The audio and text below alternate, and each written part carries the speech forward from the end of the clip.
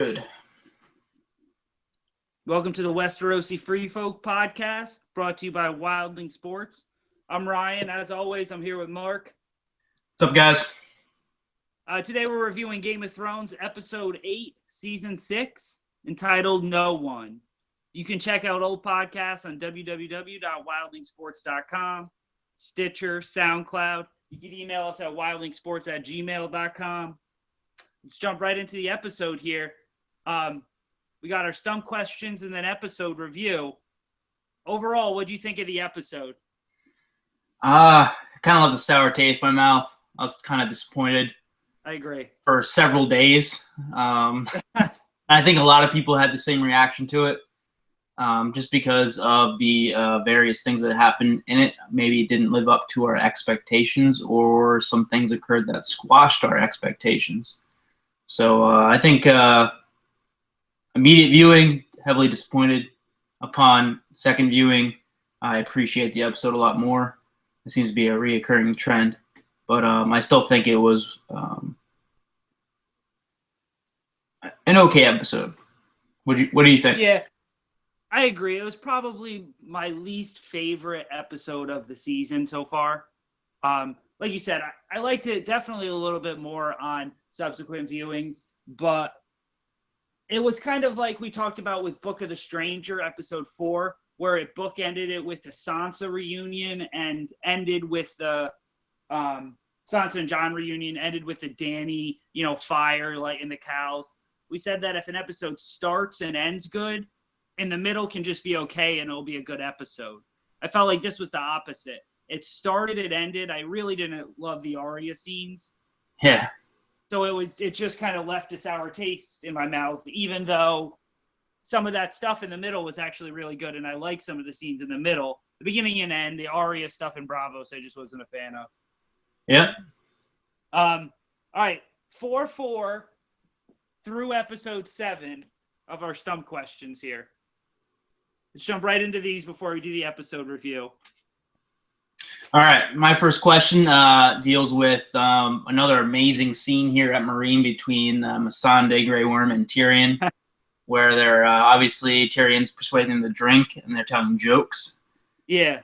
My first question for you is, who are the three houses that are part of Tyrion's joke? So you definitely got Stark in there. That's one. You got it. Lannister. Yep. And the other house just drank the fly. Or just drank the wine. Martell. You got it, man. Nice. I got same scene for you. Tyrion was going to start a vineyard. That was his big dream. Do you remember what the name of the wine was called? The Imp's Delight. The Imp's Delight. There it is. We got them both. Much better than last week here. Starting off, got a good start here. All right. My second question. Same scene. Okay. Which of the three houses drank the cup with the fly in it? Oh, Martell, right? Or no? I think you're right. I should rephrase that question.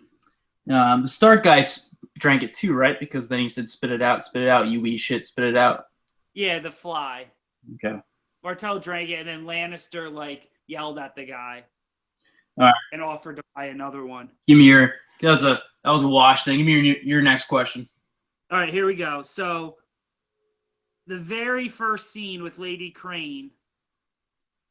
Lady Crane swears vengeance on two people during her speech. Do you know who one of the two people are? Two people. One is Bianca. You only need one. So during her speech, during her playing Cersei. Oh, so okay. During the theater speech, I should have clarified. During her theater speech, she swears vengeance while she's playing Cersei on two people. Oh, it's Sansa and Tyrion. Yeah, Sansa and Tyrion.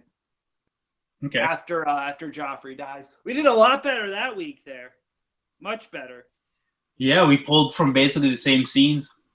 I was gonna ask you what Sansa's actress's name was, but It seems like you had that one down. You're ready for name questions. I was gonna ask you, what area of Essos Missandei is from? North. Right? Yep. Nice. Yeah, that wasn't either. Yeah, Missandei of North. All right, so let's jump into the episode. Like I said, started with Lady Crane. I really liked her speech there, playing Cersei. I thought it was cool how they changed it up. She took all Arya's advice there. Arya's backstage. Lady Crane takes her back to her apartment there, sews her up. Lady Crane is a little bit of a badass here. Talks about how she put holes in all her, ex-husband's mistresses he brought home. Arya's going to go west to Westeros. And, you get the feeling right when it opens up that there were no hidden theories last week. It was just Arya being really cocky last week. And I think what last week's scene of Arya really kind of colored my perception of this week as well. Yeah, I mean, we thought there had to be something a little bit more complex happening than what actually occurred. And in hindsight, knowing what we talked about last week in Arya's scenes, it didn't really make sense. And there's a lot that didn't make sense this episode. Starting with that, and also starting with the fact that almost immediately Arya's telling Lady Crane about how she wants to travel as far west as west goes. It's just completely out of character for her. Maybe she didn't want to tell her actual heritage, that she's a Stark. But why not just tell her that she wants to go home? Were they waiting for the big reveal there at the end of the episode? I just thought that, there's been several things that Arya has done that have just been out of character the past few weeks. Yeah, I agree. I mean, I was really hoping that something was a little bit off last week because Arya was just, she was walking around cocky, throwing money around. I mean, she was clearly just, out and about, not using any of her, assassin skills. She basically just left this secret guild of assassins and she learned all their secrets. She had to know somebody was going to be coming after her. So it's just, her being a little bit cocky last week really it caught up with her a little bit, definitely. Lady Crane clearly sews her up there, gives her some milk of the poppy, and let's just move right into the last Arya scene. Let's stay in Braavos here. Last scene of the episode. Arya and Lady Crane cuts back there, and you see the waif come in, and then you get the great chase with the waif. I did really like the chase between the waif and Arya, but I would have liked to see them fight. It's cool. She cut out the candle and everything, but I just wanted to see them get in a type of fight, and Arya actually beat her.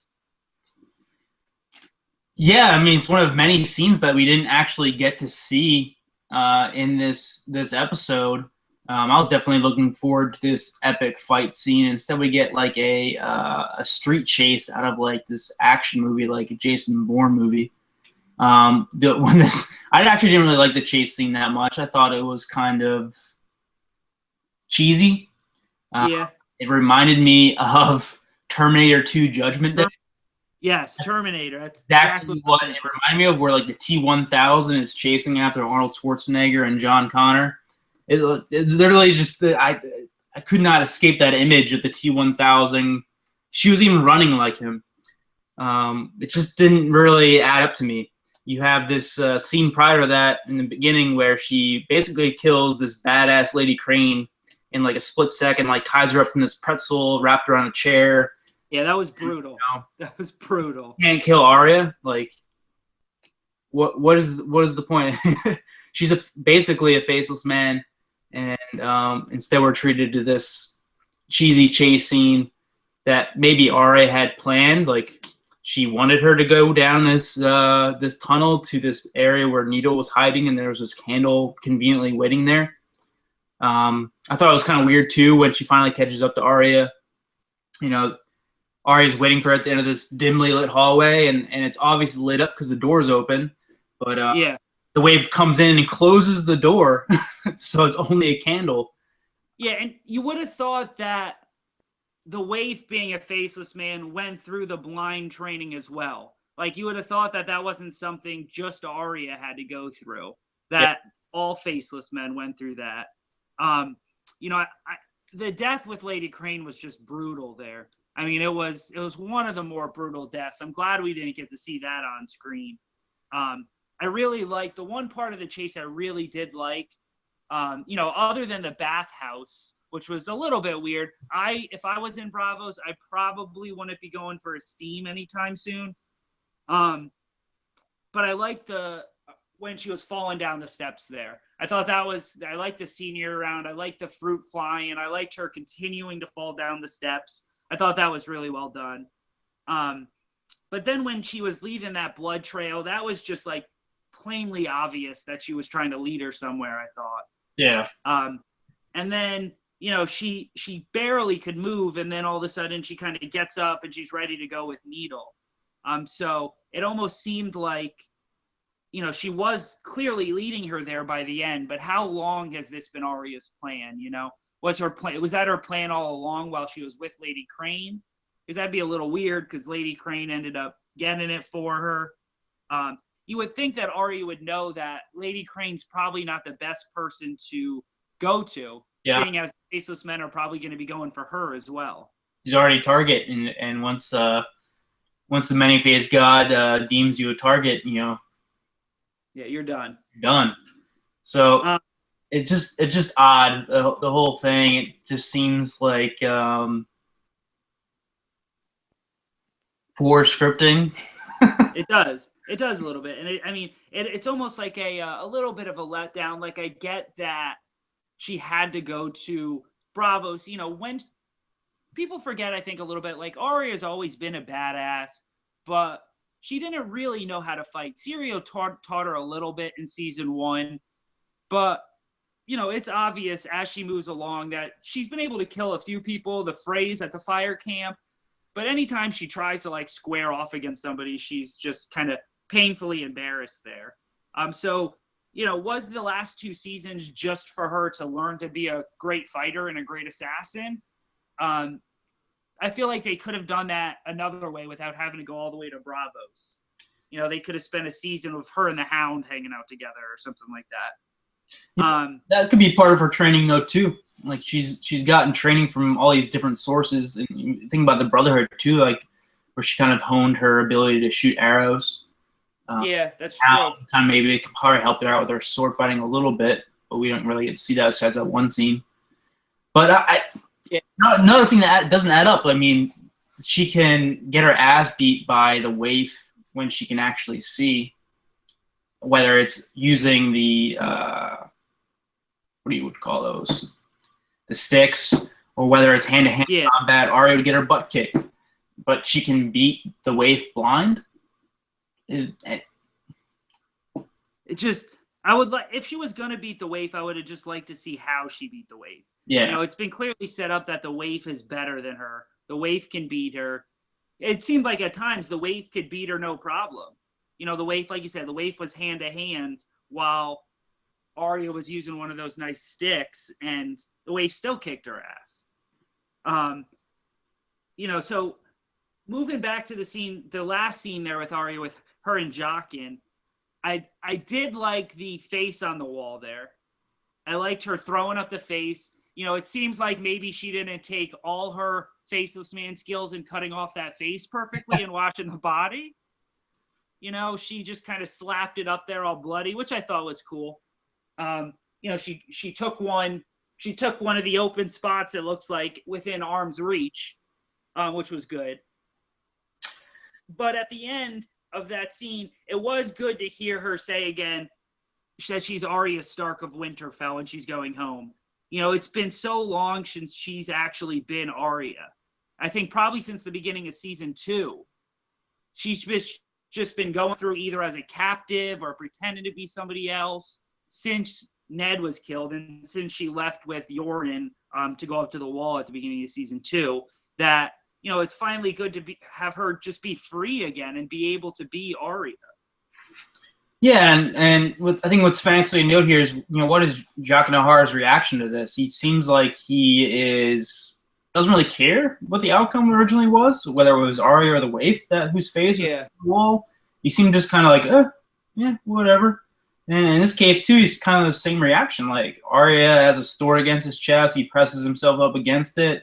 She tells him that, you know, she's Arya Stark of Winterfell and she's going home.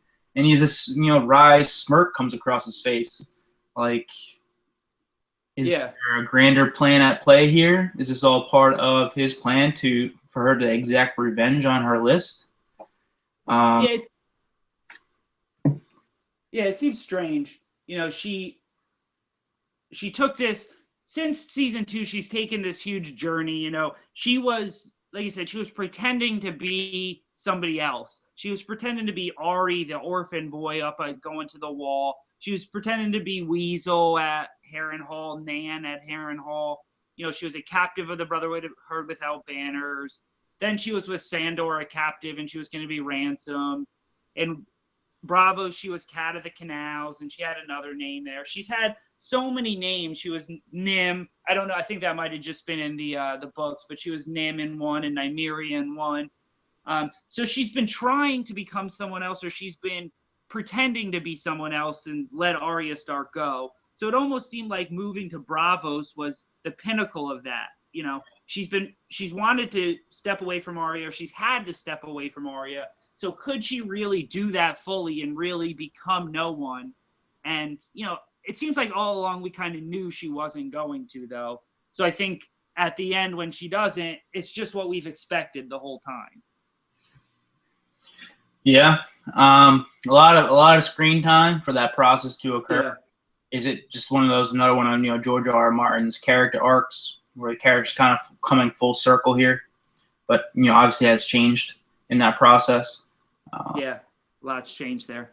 Another thing a point I wanted to make was how Arya killed the Kingsguard member last season.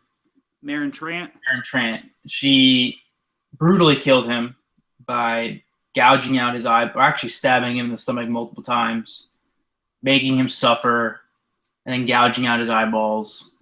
Okay, it parallels a little bit how the Waif kind of was attacking her with a small knife, stabbing her multiple times in the stomach. And then, you know, obviously there had to have been a parallel there that the producers were making in some way, I think. But I could be wrong. Yeah, I think so too. They, you know, she was just brutally killing. She killed him brutally that episode, and, you know, I feel like she lost herself a little bit along the way. That I wasn't a huge fan last season, but that episode, that specific scene, I really liked, because it seemed like the whole time that season we're like, yeah, Arya, we really want her to kill Meryn Trant. Yeah, get him. And then when it finally happened, we were like, what the fuck? This is what we've been waiting for? Like, I can't believe I'm actually rooting for this to happen.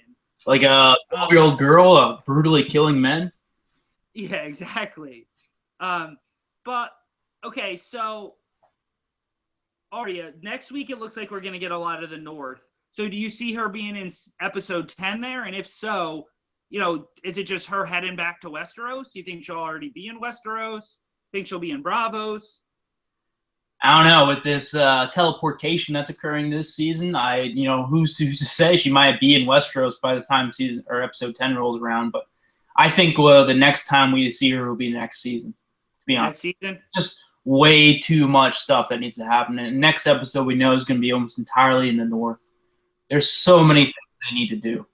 So I feel like it's next season. Surprise appearance next season in Westeros.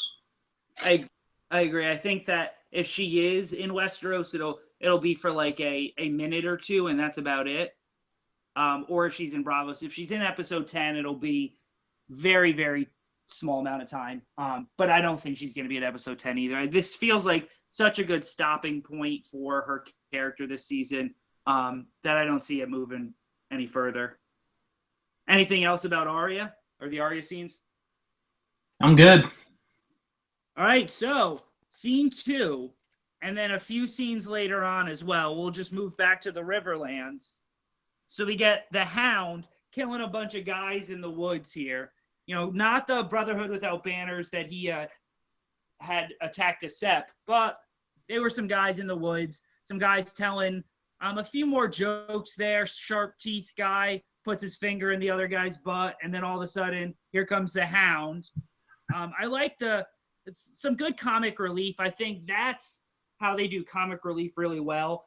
Just the joke with the two guys, and then the last words that Sandor was having him say. Those are going to be your last words. So, you know, just a good scene with the Hound killing a few guys here, moving back to his hate persona. Yeah, man. Going back to his original speech to Sansa Stark, basically killer speech. Several instances in this episode where they reference Sandor being a killer, something he's extremely good at. Yeah, we got after that we get him catching it back up to the Brotherhood Without Banners. We see Thoros and Beric there. I kind of knew we were going to see Thoros this year. I did not expect to see Beric, though. A few guys, Lemon Cloak and the few other Brotherhood Without Banners guys. I like how they tied this back into the last episode, The Broken Man. I like that it wasn't condoned by the Brotherhood Without Banners, the attack on the Sept. It brought him back a little bit to where I expected them to be. But I really liked this scene. I liked Sandor kind of hanging out with them. I like, you know, we got a little sneak peek at Sandor's new sword there when he was peeing in the river. So I think, you know, I did like this. I like the chicken comment a lot too. I'd prefer chicken. That was good there. I made that same comment tonight at dinner. We went out to eat, and I made the I prefer chicken comment. Nice. Did anyone get it? Did anyone? My meal came out. A few people got it. Nice. Nice. I really like this scene too. I was happy too that the Brotherhood Without Banners hasn't really lost their values, how they're still administering justice across the Riverlands, and how they're administering justice to their own, the people that kind of step outside those values and that moral code they kind of live by. And I really like the bargaining that took place between Beric and the Hound. I love the Hound's dialogue. It's quintessential Sandor. I like the little fire scene where they're all gathered around the fireplace or the fire there. He's eating whatever he's eating. Who knows what animal it is? Maybe rabbit. But they mentioned to him something very interesting. And I was going to ask you this question. Beric tells him, and Thoros tells him that cold winds are rising in the north, and that they are part of something larger than themselves, and how they could use a fighter like Sandor against this incoming threat. Based on the words they use to describe this threat, they're obviously talking about the others and the Long Night, Night's King. How the heck would they know about this? Yeah. It doesn't, you know, I mean, exactly. Last few episodes ago, we have a major house who basically laughs off the notion that the others are even real. And here we have the Brotherhood Without Banners miraculously knowing that, hey, this threat's coming and that this is the purpose that we're here to serve, and we need to march north to take on this threat. It's kind of a reach, but it is. I really hope that they explain how they knew or why they know. Before I touch on that, you talked about Sandor's dialogue. The quote I really loved, the two quotes I really loved with Sandor's dialogue is when he said he killed my friend, and then Beric or Thoros had said, Sandor, you have friends? And he said, no friends anymore. That was good. Kind of showed it was Sandor. You know, he's moving back where he's able to actually, you know, converse with people and connect with people on a little bit of an emotional level there. Just like he was with the Stark girls, Sansa and Arya. But my favorite quote was, tougher girls than you have tried to kill me. I love that quote that he said to Lem hanging there. And he also said, everybody dies except this one. about Barrick. Yeah. But that was a lot of good Sandor quotes there. I'm getting back to the White Walkers. I really have no idea how they know. I could hazard some guesses. I think they saw Melisandre. I don't know, maybe Melisandre told them. I think that was a little bit prior to her actually knowing, though, when Melisandre saw him. Maybe Thoros saw it in his flames, that something was rising. They don't actually exactly know what it is yet. But it was pretty evident that they were talking about the White Walkers. I liked Thoros and Barrick a lot that episode. I just like the whole little repertoire between them. And it really feels like they're going north now. I really don't know what the purpose is. It seems like Sandor's linking up with the Brotherhood Without Banners. He's going to stay with him for a while. But I'm just, I don't know. Do we see him next episode, you think? During the battle? You think they go north that quick? Or you think that was going to definitely be my next question for you. Because originally I thought that's what they were referring to. Like the cold winds arising being basically the return of the Starks. And if you remember, it was Ned Stark that sent Barrick and Thoros on this original mission to begin with. So have a relationship with the Starks, and with Ned in particular. And if they're there to dish out justice, maybe they see justice as returning the ancestral home back to the Starks and exacting revenge upon the Boltons and the Freys. So I would love them to head north and possibly be participants in this battle, but I don't think that's going to happen. I think we'll probably see them again, maybe coming up onto the aftermath in episode 10. But think of what's aligning here. We have all these characters converging in or around Winterfell. Whether it's Brienne and the Hound, or Jon and the Hound and Bran. We have Littlefinger. We have Arya coming back. Sansa, they're all up there. It's pretty interesting. Still the Boltons obviously up there. I agree. I don't think we're going to see them in episode 9. I do think we're going to see the Brotherhood again and Sandor again in episode 10, though. I think, and I'm just going to hazard a guess. I don't know. This is a prediction. I think that we're going to see them in episode 10 somewhere around the Twins. We saw a scene in the trailer with Walder Frey, the trailer for the season that we still haven't seen yet, I don't think. So I think we're going to go back to the Freys. They introduced Black Walder, they introduced Lothar Frey, and Walder Frey. It has to be for more than just one scene. They're not going to introduce them for just that one scene we got a few episodes ago. So they're going to be, hopefully at the Twins, we're going to go back there again in episode 10. And if the Brotherhood's going north, they got to stop off at the Twins to see the Freys there. And it would be a good, parallel to season 3, right before the Red Wedding. It was Sandor who was right outside during that trying to bring Arya in to see her family and ransom her. So he's going back to the Freys and going back there with a little bit more backup this time. Yeah, I mean, they definitely have a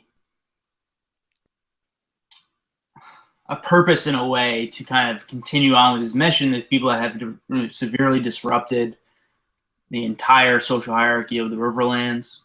And the Freys are part of the enemy that they've been fighting for quite some time, as are the Lannisters, and so forth. So I can definitely see that happening. And, who's to say we're going to have a Red Wedding 2.0?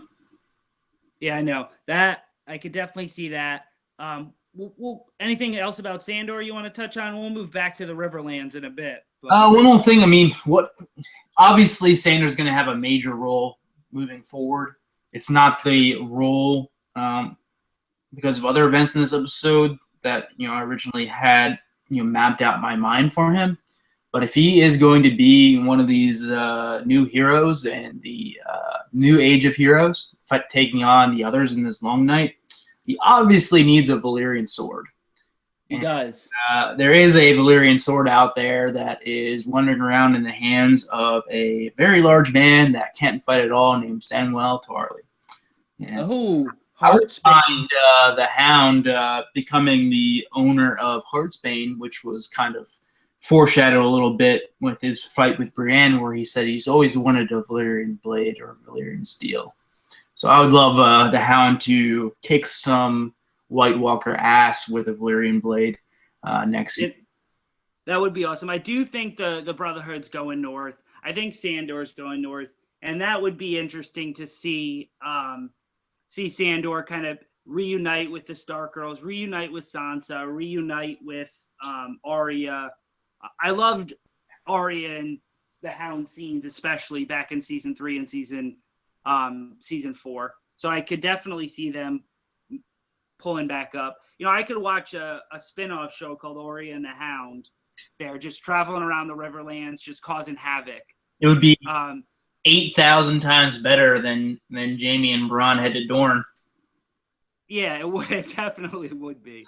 I also think, and I could also see, we've seen, and we'll touch on King's Landing a little bit more, but we've seen a few times that it's specifically been called out to people that Sansa's in the north.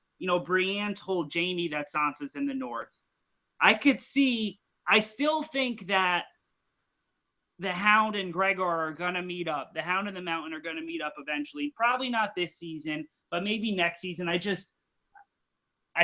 don't see a purpose for bringing the Mountain back and the Hound back.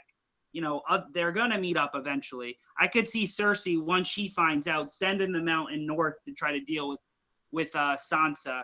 And then all of a sudden the Hound's there and we get a little meet up there. But we'll talk about that a little bit more when we get to Sir Gregor wreck and chop a little bit. Okay, sounds good.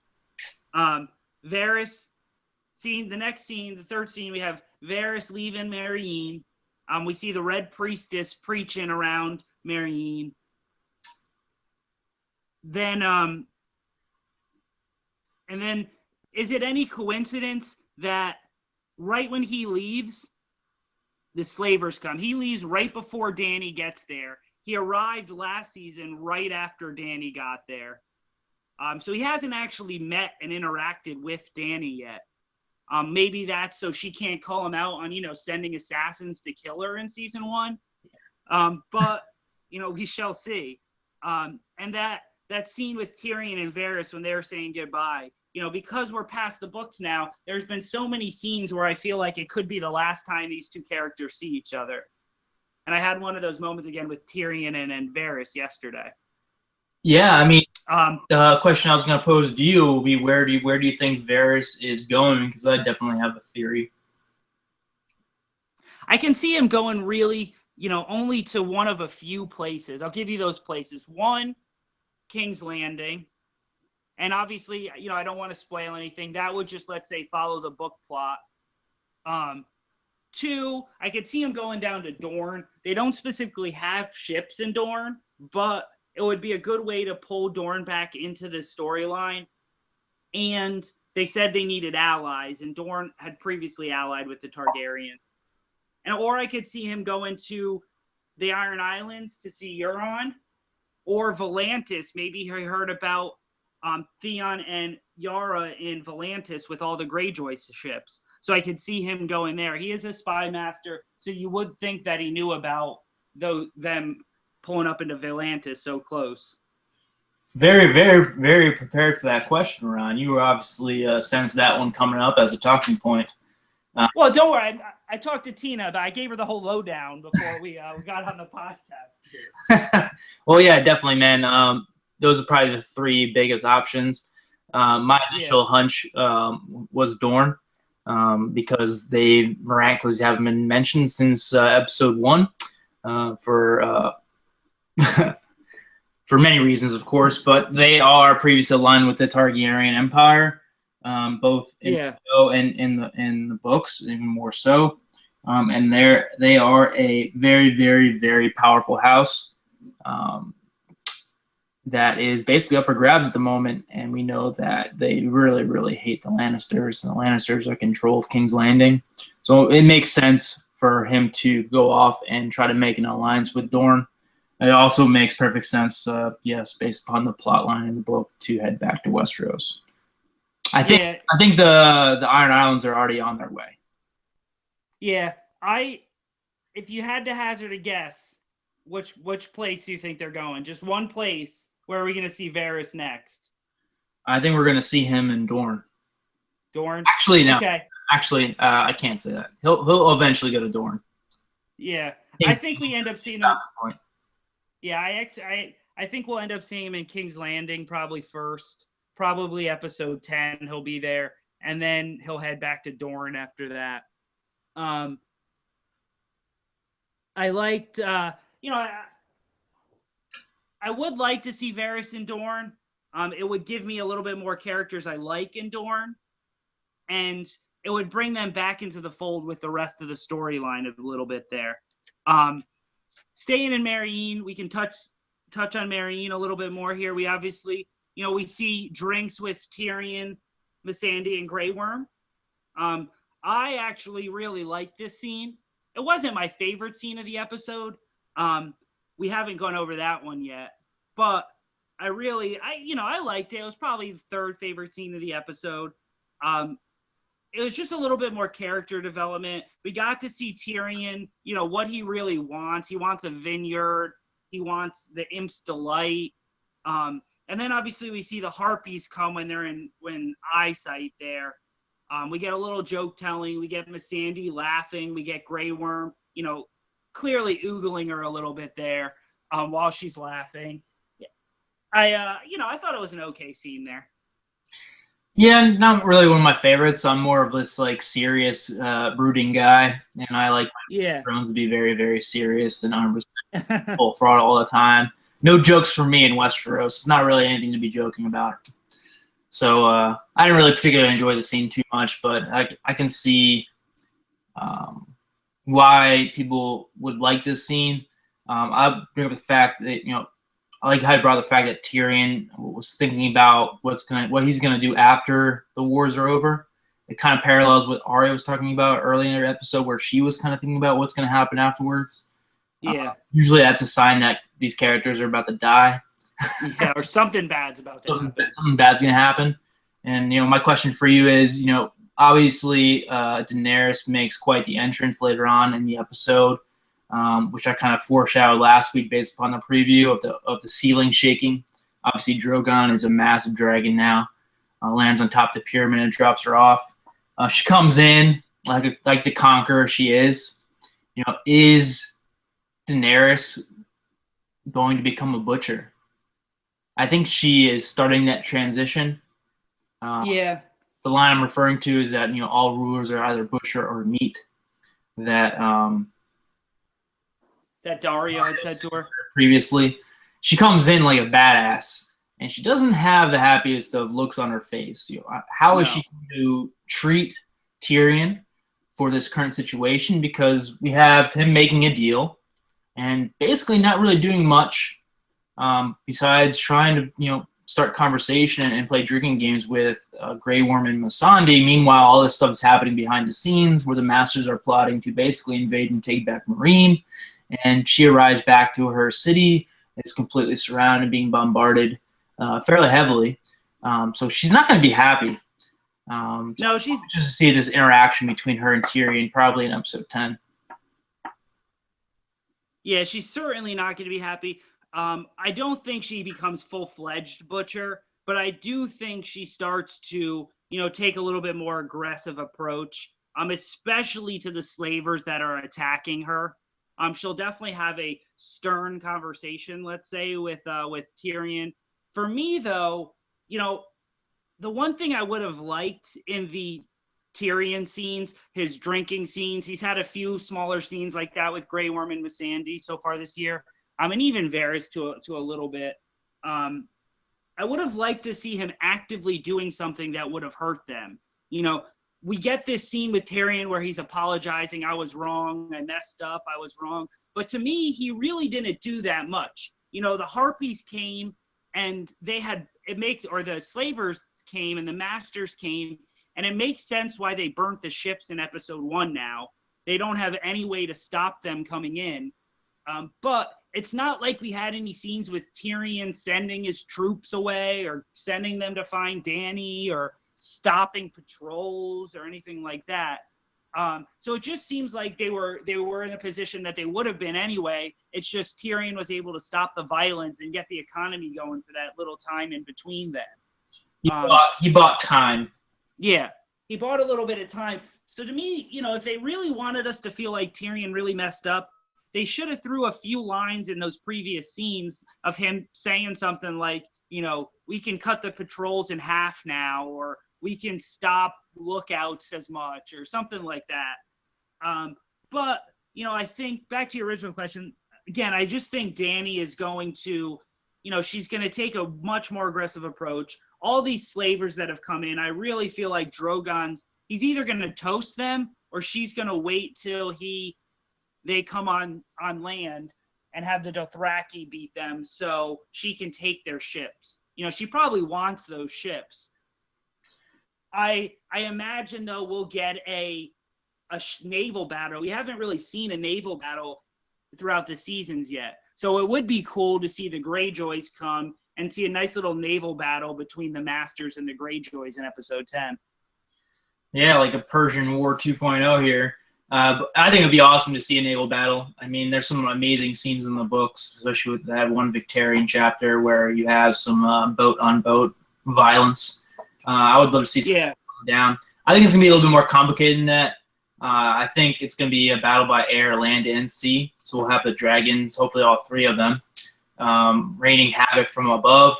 We'll have the Greyjoy army coming in or the Navy coming in from the sea, and we'll have a little naval battle.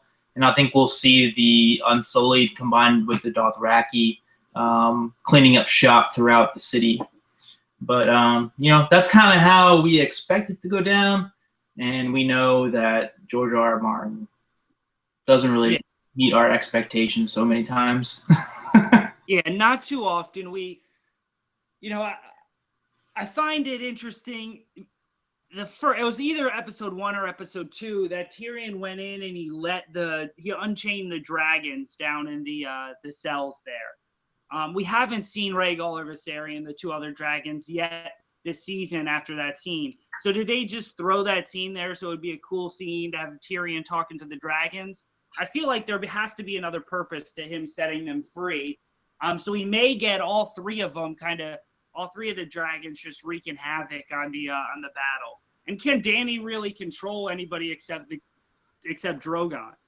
Who knows if she can really control the other two dragons yet? She hasn't been able to in the past.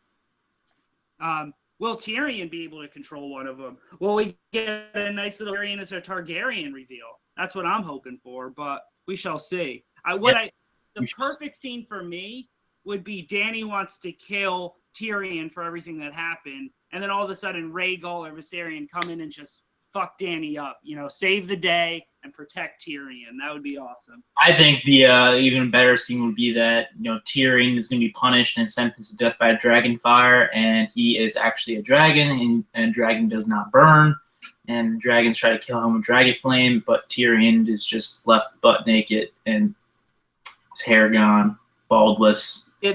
That would be a good way to work in some male nudity as well. That might be, either that or the dragons they won't kill him. They just look at Dany like, what the heck, we're not killing this guy. Yeah. Okay, so we got Meryn. We fully expect a little bit of a battle in the upcoming episode. I expect there to be some tension between Dany and Tyrion. But I don't think anything's going to be happening to Tyrion. He'll be there for next season and probably the last season as well. I feel like he's pretty safely entrenched in the show. I agree. So let's go back to King's Landing here. We got Sir Gregor. We got Cersei choosing violence. We got Sir Gregor. I really wanted him to kill more than just one of those Faith Militant. But that one death was pretty good. He just totally ripped the guy's head off. His, axe little thing did nothing to his plate there. And I liked Cersei's acting here, actually, Lena Headey's acting. She's always good. She's one of my favorite actors or actresses on the show. It just, when she was talking to Lancel and the Faith Militant, each line it just seemed like she had a different emotion. I thought it was a great mix. She was angry at times. She was fearful. She was cocky by the end. She was pissed off at points. Just every line, it seems like she changed emotions a little bit. Which is great acting. As a character, you probably shouldn't be changing emotions that much, but it was very good acting, I thought.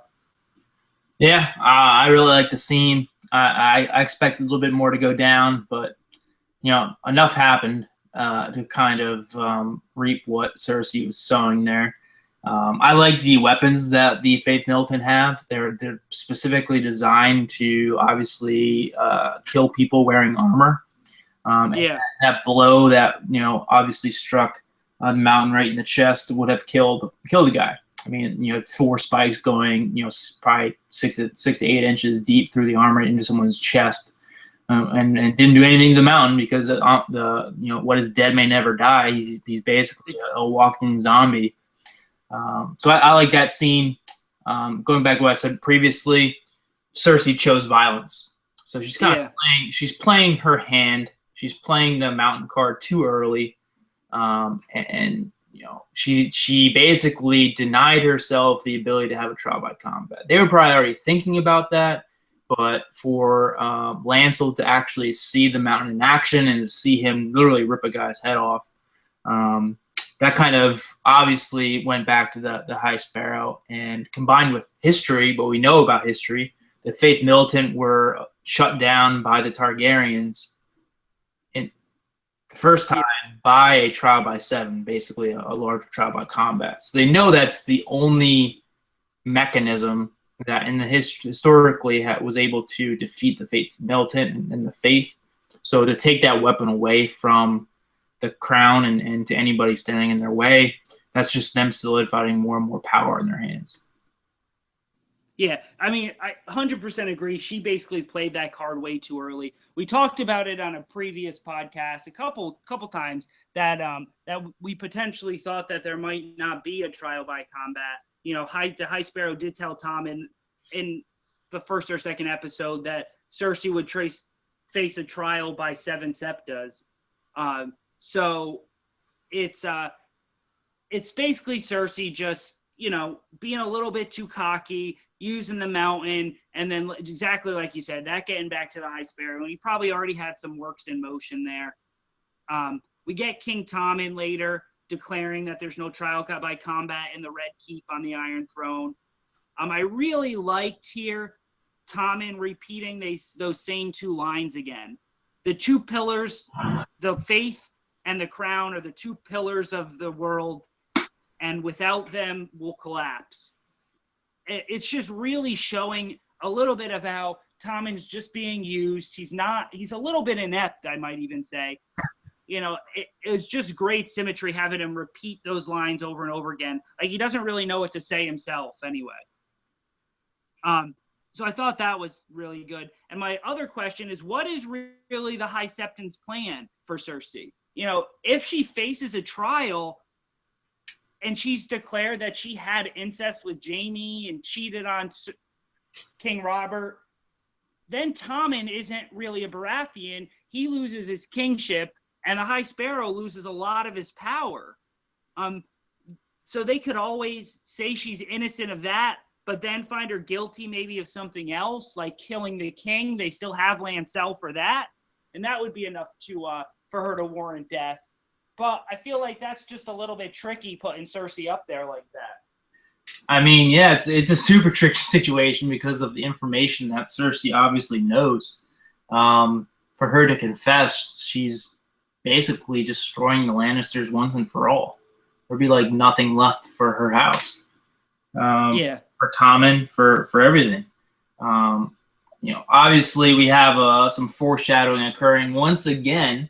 If they haven't foreshadowed this enough, when Qyburn approaches her after she finally hears the news, he tells her that his little birds and the rumors that they had been thinking about were all true.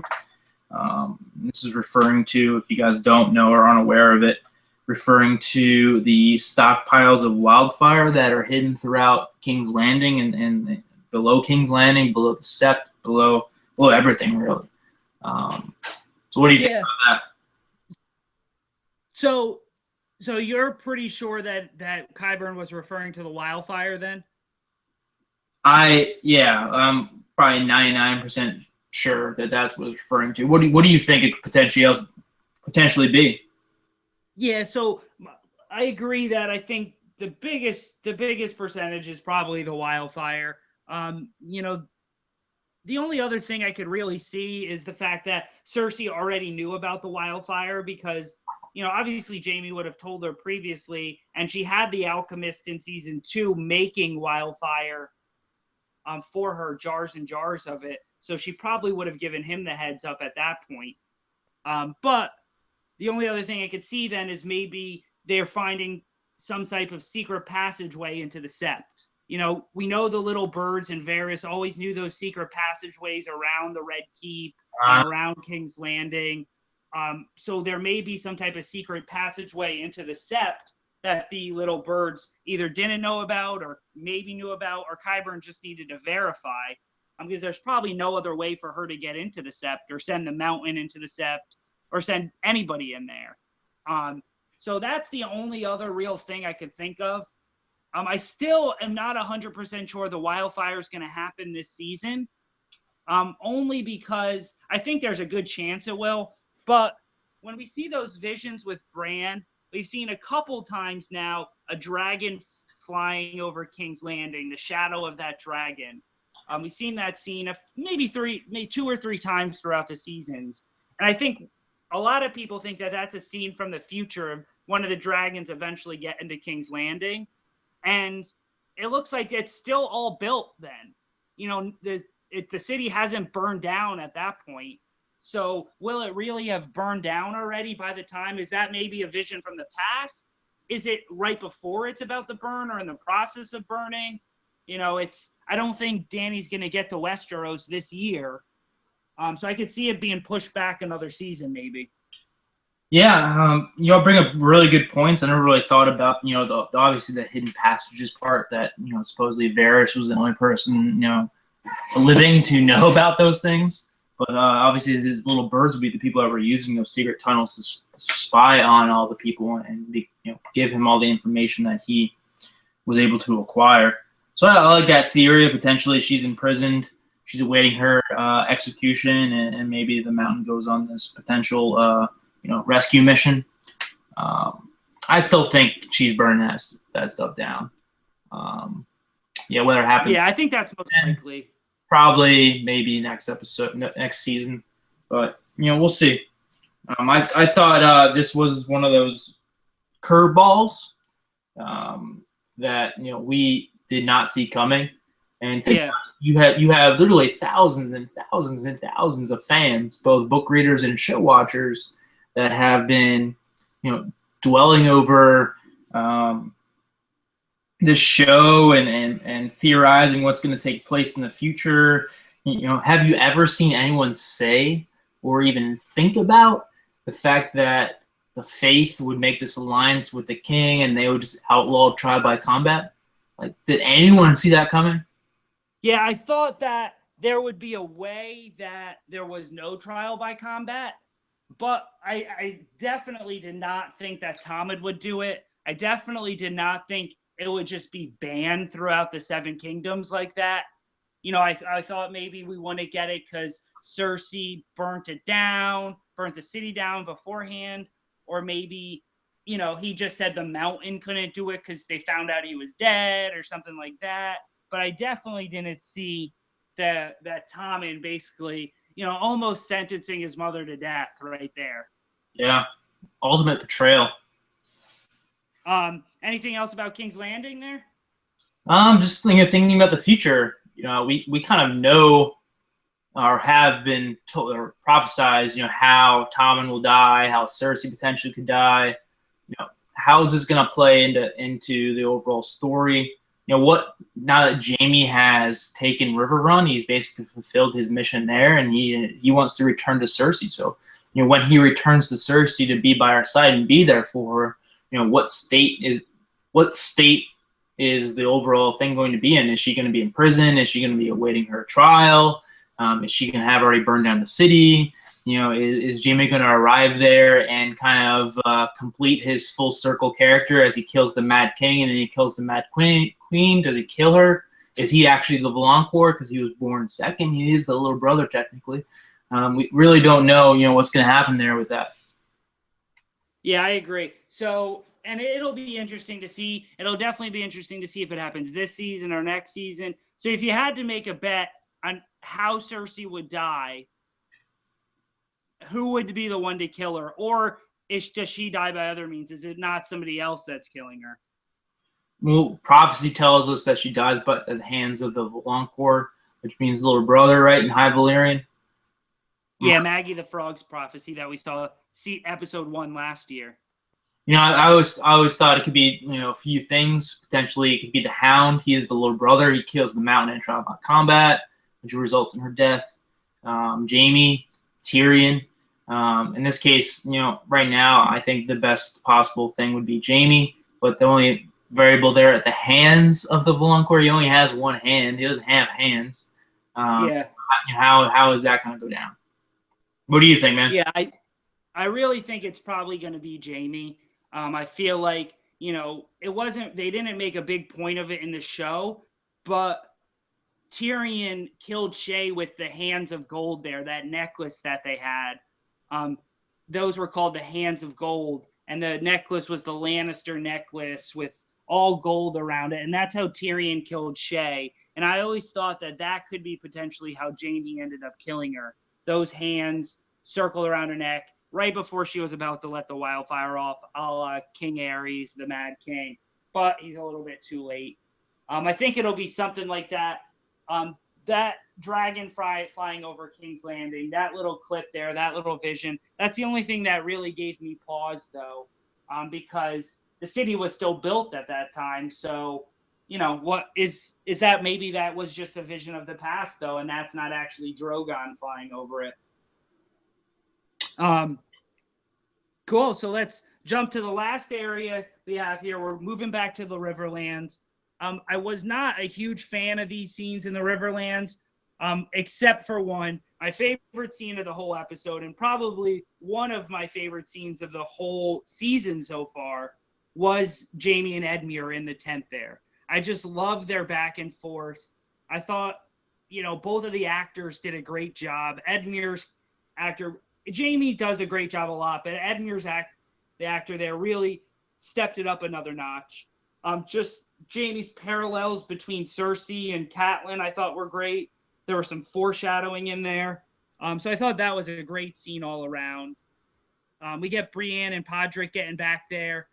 We get Brienne and Jamie reuniting, Bronn and Podrick reuniting. So I thought, all in all, those first few scenes were pretty good, but Edmure and Jamie was top notch, I thought. Yeah, this is my favorite part of the episode. Basically, anything that happened in the Riverlands I liked a lot, besides the Blackfish's apparent death. Yeah. I really liked the short little scene there where Podrick is all happy and telling Bronn about how he's been trained by Brienne and trained to fight the right way. And then, Bronn basically just tells him, yeah, that's the honorable way to fight, but that's not how it happens in the real world, buddy. And that's been like a reoccurring theme throughout the entire show, is that if you fight with honor, you will die. Yeah, whether it's the original trial by combat we saw with Bronn and the Knights of the Vale, there is no honor in fighting. You fight to win, and anything goes. So him for just slap Podrick in the face, that's just kind of slapping the audience in the face again, that there is no justice, there is no honorable thing. You do what you have to do to survive, and in this case we have Edmure doing what he has to do to survive, thinking about himself, thinking about I don't know how he loves his wife or how he loves his son based on what happened to him, but apparently he does, putting his interest above the interest of the Tullys. Yeah, so that scene with Brienne with Podrick and Bronn telling him about, there's no honor in fighting. That reminded me not just about Tyrion or Bronn and Vargas Egan fighting in season 1. It also reminded me a lot of Jon when he fought Carl Fuchentaner there up in Craster's Keep. Yeah. It reminded me a lot of that because that's what he says to John when they're fighting up there. And we also get a little bit of a clip of a potential one-on-one next episode too. So, we can talk about that a little bit later. But, Brienne and Jaime there, Jaime gives Brienne or tells Brienne she could keep Oathkeeper there. Brienne, she says to Jaime, Jaime gives her his word that he'll let everyone go if she's able to negotiate with the Blackfish. And it got me thinking that Brienne could be the only one in the Seven Kingdoms that actually values Jaime's word. We saw Edmure not give a crap about it. We saw Catelyn not give a crap about it. Blackfish didn't give a crap about it. Didn't seem like Ned held him in high regards. Brienne could be the only one that actually sees him and knows that, he does have a little bit of honor left in him there. And she, like I said, she gets to keep Oathkeeper. So will Brienne keep Oathkeeper for the rest of the series, do you think? Yeah, definitely. Okay. He is going to be one of the, I would hope, one of these new heroes I'm talking about that's going to be a Valyrian blade wielder and take the fight to the Night's King. But, that's my happy, perfect ending to the story, and we all know that's not going to happen. Yeah. But, just because they're all fighting and they're all banding together, these heroes, doesn't mean that they're all going to survive the final battle either. I like Jaime and Brienne's little repertoire pretty good there. They both seem to be acting a little tough, not acting like their feelings being led on there. They each talk about their oaths being fulfilled, so I thought that was really good. You get Brienne and the Blackfish a little bit. The Blackfish you could tell he was totally impressed with Brienne there by the end. The complete opposite of the way he was with Jaime. And it really kind of brings you back to Jaime was really, he was really trying to become a little bit more like Brienne. He was trying to gain his honor back a little bit more. And it was for situations like this a little bit too, so people would higher regard. And you can really see between the last two episodes that, he's definitely fallen off a little bit, and it hasn't really helped as much as he's wanted it to. Yeah, we kind of two Jaimes here. I mean, we see the honorable Jaime and trying to do the right thing Jaime, and then we see Tywin Jaime basically, where he's willing to do whatever it takes to get what his family needs to survive. I mean, if you think about it, he threatens to kill all of Riverrun. He threatens to sever the head of Edmure's son and catapult it into Riverrun. Pretty things, man. And we kind of see him expressing his love for Cersei, and we kind of see him caught and kind of expressing his, not really expressing it, but indirectly expressing his feelings towards Brienne. It's it's obvious that he does have feelings for her. So we kind of see this two sides of his character and how he's kind of caught in between the two and which side he's going to eventually end up on. But he did leave Brienne go there at the end. Who's to say that he would have let her go if the Blackfish was on that boat? But I really like the scene with him and Edmure. But I didn't really get a chance to talk about it, but very powerful scene. Probably the best scene of the entire episode by far. I liked how Edmure tried to attack Jaime's personality and his lack of honor, and then Jaime kind of redirects it really, really well, and eventually just breaks down this already broken man and gets him to do exactly what he wants him to do. Yeah. Oh yeah. We talked about what our favorite verbal battles were so far. A few episodes ago, mid-season, and I mean this is got to be up there now so far this season. Some of the quotes in there, like you said, they were just going back and forth, and Jaime just slowly started breaking them down a little bit. It seemed like anytime Jaime didn't really know what to say, he would just say, "You're my prisoner, so you have to listen to me." or you don't have a choice. I'm going to continue to keep talking. And then he pulled the ultimate trump card with Edmure's son there. There were so many good quotes in there. Edmure had said, do you imagine yourself a decent person? And you do understand you're an evil man. Edmure, he wasn't backing down at first. I like the great comparisons Jaime had to Kat and Cersei. They do anything to protect their children. And again, a little bit more foreshadowing here.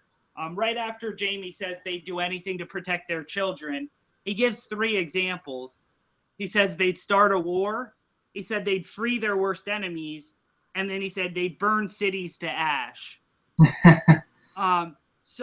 If that's not paralleling basically what potentially could happen in King's Landing, I don't know what is. We already saw Catelyn free her worst enemy. We already saw a war be started between the Lannisters and the Starks. So you could very definitely see one of them burning a city to the ground. And then Jaime brings back his famous quote from episode 1, season 1, "The things we do for love." Yeah. Go back there too. All around, this was one of my favorite scenes by far. Very, very good scene. One other discrepancy, I started kind of this podcast off by talking about some things that didn't really make sense. And a glaring one for me was when Brienne and Jaime first meet, and they're talking about Brienne fulfilling her oath. I mean, we've known for a really long time period, and the Lannisters have known, Cersei has known for a very long time period, that Sansa Stark is alive. She's in the North. She was married to the Boltons, and they betrayed her. How the heck does Jaime not know or aware of this fact? And how did Brienne fulfill her mission? What did she do? It is basically known that Sansa is alive and in the North. So what's the point of him being all, "Oh, surprise, you fulfilled your oath, great job"? Like, she didn't really do anything. Help me out here. Yeah, no, I 100% agree. I noted that as well too. Is Brienne's oath really fulfilled? Yes, she helped Sansa, get from point A to point B for like one episode there. She ran into her and she basically just escorted her to the wall and then left. Of course, Sansa sent her away, but still, and I'm sure that when she was given her oath to Catelyn, it wasn't, "Hey, can you get Sansa somewhere safe? But don't worry about Arya. Don't worry about her. Everything's fine with her." I'm sure Arya came up in that discussion as well. So she hasn't really helped Arya at all. She tried to, but after that little fight with the Hound a few seasons ago, obviously Arya got away. So I still think Brienne's got some, she's got a little bit of work to do before she fulfills that. And you're right. I didn't even think about Jaime not realizing where Sansa was. Cersei absolutely would have told him. And he absolutely would have heard just rumors coming out of the North as well. The phrase, he would have heard somebody talking about it there. But it does get brought up again that, she's up there. So I could see him bringing that information down to Cersei that she's at the wall and that there's going to be a battle there. We also get, obviously the whole River Run scene where Edmure takes River Run back from Blackfish and then surrenders it. You have the Blackfish, in my opinion, kind of taking the easy way out there. I think it would have been a little bit harder for him to run, a little bit harder for him to go try and fight for Sansa rather than doing one, heroic last stand there. Of course, I'm sad he's dead, but I think it would have been harder for him to leave with Brienne. And what are they going to do with all those 2,000 plus soldiers inside of River Run? Brienne notes that the Blackfish has more soldiers than Sansa does up in the North. So there's obviously a lot of people there. I wonder what Jaime's going to do with them. And are they going to be safe after Jaime leaves? The Freys will probably know where they're going, so. Yeah, true. I mean, we kind of talked about how Brienne was kind of try to be this like peacekeeper between the Blackfish and Jaime, and how she might try to, obviously broker a truce to allow the river, the Tully army to head north to kind of come to Sansa's aid. We know that's not happening. What is the fate of the Tully army? Are they just going to fall in line with the Freys and the Lannisters? I mean, obviously they're going to obey any command their lord gives, and Edmure is obviously controlled now by the Lannisters and the Freys. So I kind of feel like they're bound by honor. I thought, it was a sad way for the Blackfish to go out, but at the same time period, though, he was broken down by how those events transpired, where his literally chose to follow Edmure, a fool, over the Blackfish. And he senses it. He waits to kind of read Edmure's face. He's obviously very, very good at reading and measuring people, because he did the same thing at Jaime. He realized that Brienne was legit. He took one look at Edmure and knew exactly what was about to happen. But I expected more out of the Blackfish character rather than him being just a pawn to drive the storyline further. I wanted him to really head north, be a big player here. But we know that Brienne's gonna make her way back. Hopefully, she's there to have some impact on the upcoming battle. But we'll see. Maybe she meets back up with the Hound and the Brotherhood. Maybe a character that everyone's been waiting to see, but probably won't see. Maybe she is captured by Littlefinger, and the Littlefinger kills her for killing all those Knights of the Vale. Who knows? Yeah, it's going to be hard, I feel like, for her to get all the way north in the span of one episode here to affect the Battle of the Bastards coming up. The other thing that I wanted to mention about River Run, all season with River Run, I've loved the visuals. I've loved the scenery. This episode was no different. The visuals when the Lannisters and the Freys were taking over the castle, just all those soldiers marching in formation there, them throwing all the swords in the big pile, the River Lords giving up their arms, to the river going around it where Jaime or where Brienne and Pod escaped. And the banners were my favorite part. Just seeing the Tully banners come down and the Lannister banners go up, seeing the Tully banners along the ground and the soldiers walking over top of them. I thought the scenery and some of the little things they did there were really good. Yeah, I agree. I liked everything about the Riverlands this episode, and it really, really, really made the episode for me. So before we talk a little bit about next week, anything else about No One? Let's talk about next week. All right. So Battle of the Bastards, we get a little bit of a preview for next week. So if you don't want to listen to any of the previews, I would suggest stopping here. We get a bunch of scenes up north. The one big one I wanted to call out, though, we talked about earlier, was it looks like Jon and Ramsay, Jon's challenging him to a 1v1 combat there for everything, basically. If I'm Ramsay, I absolutely don't make that offer or take it. He clearly has strategic position. He clearly has the superior numbers. So I don't think we're actually going to see that, but it would be freaking cool if we did see that.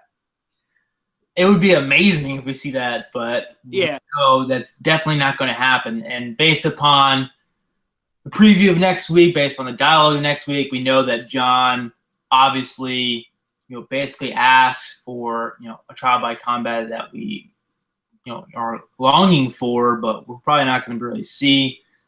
Ramsay's no way going to say yes to that because he doesn't know who he's fighting. I mean, obviously, Wun is standing across the battlefield. Yeah. Jon can just say, all right, well, you're fighting Wun. Good luck with that. And who's going to fight? Good luck. Yeah. Come on. So that's definitely not going to happen. Yeah. They,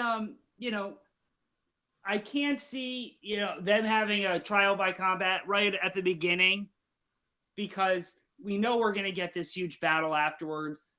I don't see John obviously losing at the beginning, but I also don't see Ramsay losing and then them still having the battle. And I don't see John approaching him, sometime mid-battle or towards the end of the battle. I don't see it. So I don't think we'll get that. I think we'll have John get the offer out, at early, and then either Ramsay decline, like Ramsay probably should decline. I think there's a few characters I potentially have on a little bit of a death watch next week. I think obviously Ramsay, I think will probably go out next week. But I don't think that John's forces and the Wildlings, I don't think they'll be completely spared either. I think most likely I see 1-1 going down next week. I see potentially Tormund going down next week as well. Outside of those two, I think we're really, we're kind of up for grabs a little bit. Anybody you see next week potentially meeting it? Man. Death predictions for the Battle of the Bastards. I think Rickon's definitely dead. Yeah, that's a good call. Rickon is definitely going to be a pawn during that bargaining between John and Ramsay. I think Rickon is definitely toast. I don't know how it's going to happen, but I think he will be dead. I think it might be even more than that. There are 6 flayed men out there in the middle of the battlefield, obviously sending a message to John. Who are these men? What's the significance of them? Will one of them be Rickon? Will they potentially be Night's Watchmen? Maybe Dolorous Edd. Obviously Could be. It's going to be strategic on Ramsay's part to kind of send a message, whether it's just to freak everyone out. This is the fate that's going to befall you if we capture you alive. Or whether it's actually more than that. I have a feeling it's more than that. Those two potential death predictions. I think Ghost. Really hope Ghost does not die. Man, I would be so mad if Ghost dies. I just hope Ghost isn't even involved in this battle. Maybe at the end somehow and saves John. But man, I really don't want to see Ghost die. I don't want to see Woman die, but I predicted Woman was going to die early in the season at the battle of Castle Black. I think Woman is definitely going to die. There's only so many arrows a giant can take. I think he's going to obviously wreck shop. He's gonna have a big role here. He's eventually going to fall. I don't think Thormund dies. He's kind of like the Bronn of the North. What about Melisandre? Melisandre, I can see. Man, this is a tough one. Davis is definitely going to find out about Shireen next episode. And it'll be interesting to see what he does about that. We haven't really ever seen Melisandre in any type of battle either. She was left out of the Blackwater. She didn't really do much when Stannis attacked the wall. It would be interesting to see Melisandre around a battle and what tricks can she pull out to help him out. That would definitely be cool to see Melisandre, wreck and chop there as well. But I think Melisandre will survive the episode. We got the little quote a few seasons ago of her and Arya running through each other again. So I think Melisandre survives. I could see Davos potentially going now that Stannis is gone. I think Sansa and Jon are both safe. And like you said, I think Ghost would be the worst. We have seen some direwolves go this year, but that would be probably the worst death out of anybody next week would be Ghost. He would be the person. Yeah. I'm more of a fan of Ghost than I am Jon. Talk about a character that they really, all the direwolves for that matter, all the direwolves are so cool in the books. Yeah. There's so much, they play such a bigger role. I would really, really hate to see Ghost bite the dust. I want to see him through thick and thin by Jon's side all the way to the end. But what happens if Jon dies, Ryan? What happens if Jon dies next episode? I could see it. If he dies again, he's not getting brought back. I don't think there's any way he's getting brought back. They pulled that trigger out once. We get a scene of him telling Melisandre that, if I die, don't bring me back. I think we'll get the whole episode up north, just like the Blackwater, just like the Watchers on the Wall episode. I like those. So I think it's just going to be an epic episode next week, and I think we'll see a few people come that we potentially didn't know were going to come up north. Obviously, we each think the Veil is going to play a factor, but I think we'll get another little surprise twist there as well. Yeah, epic, I think, is going to be an understatement. I mean, Hard Home is probably my favorite episode of the entire show. Hard Home was amazing. I think this might even top Hard Home. But yeah, probably the one thing Hard Home had going for it for me was like surprise factor. Like, yeah, you didn't know it was coming. I didn't really know that was coming. Like they were gonna take it that far. That's what made Hard Home so special. We kind of have talked about and theorized exactly what's going to happen in this episode. So there's not really going to be much that's going to happen that's going to surprise me. If there's actually something that surprises me, yeah, it would be cool. But I kind of think we have how the battle's going to happen down. Yeah, I'm excited that I believe it's the same producer who did. Or the same writer who did Hard Home last year is doing the Battle of the Bastards.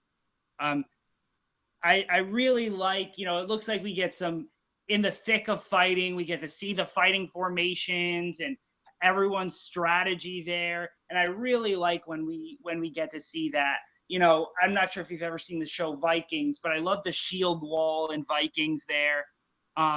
I really like when we get to see those formations, and from the preview, it looks like we got to see a little bit of that too. So it should be a good episode.